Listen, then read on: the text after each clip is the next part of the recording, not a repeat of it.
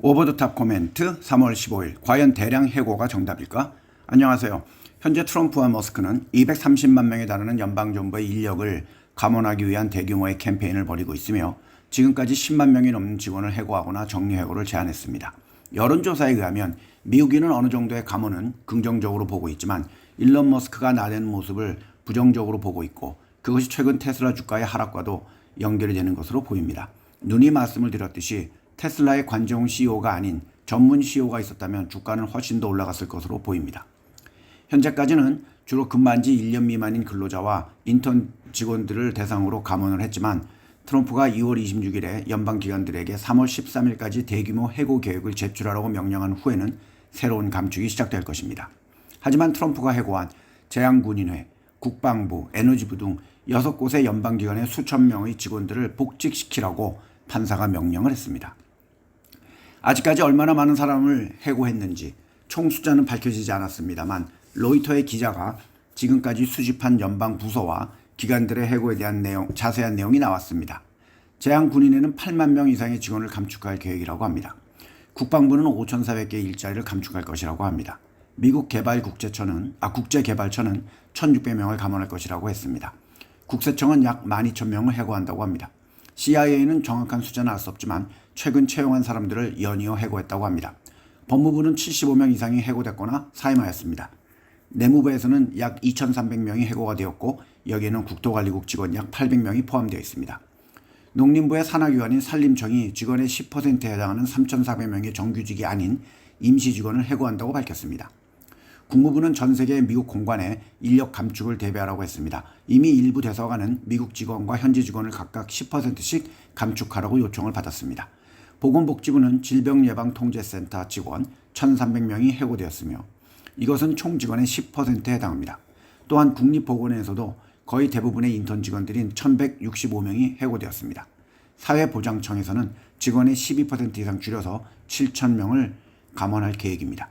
미국 정부의 기상 예보를 제공하는 기관인 국립해양대기청은 두 번째 감원으로 1,029명의 직원을 해고할 것이라고 했습니다.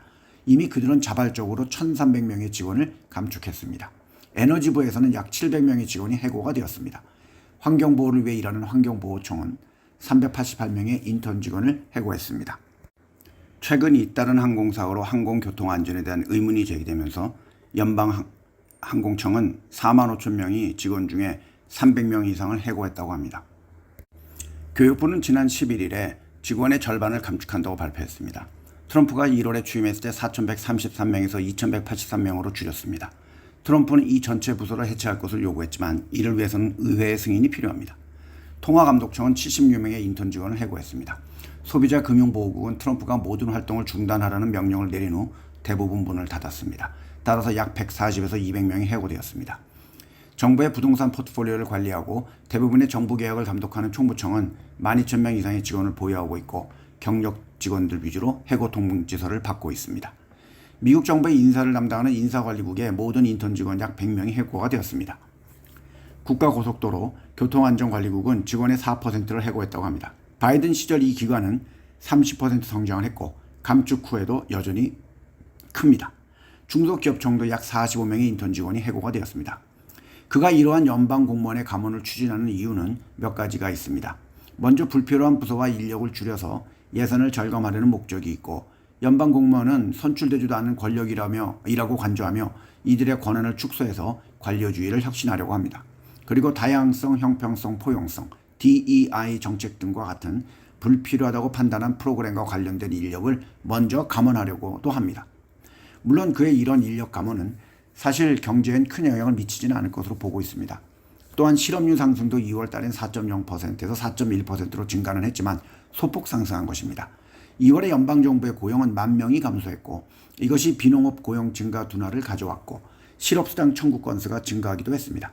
또한 정부의 지출 축소와 인력의 감원은 단기적으로는 예산 절감 효과를 가져올 수 있지만 고용의 감소와 특히 공공서비스 축소는 시민들에게 부정적인 영향을 미칠 가능성이 있습니다.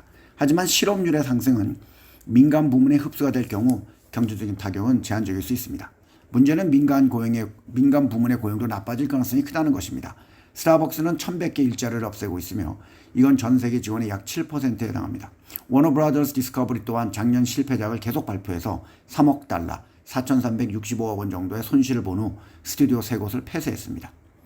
2월의 미국 기업의 채용은 작년 7월 이후 최저 수준으로 둔화가 되었는데 이는 서비스 부문과 태풍과 같은 악천후로 피해를 본 미국의 일자리 감소가 원인입니다. 월스트리트에서는 불황을 언급하기 시작한 사람도 있습니다.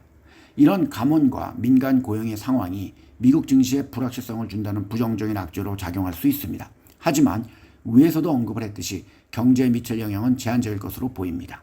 당분간 구독자분들은 관망을 하시길 추천드립니다. 성투하세요.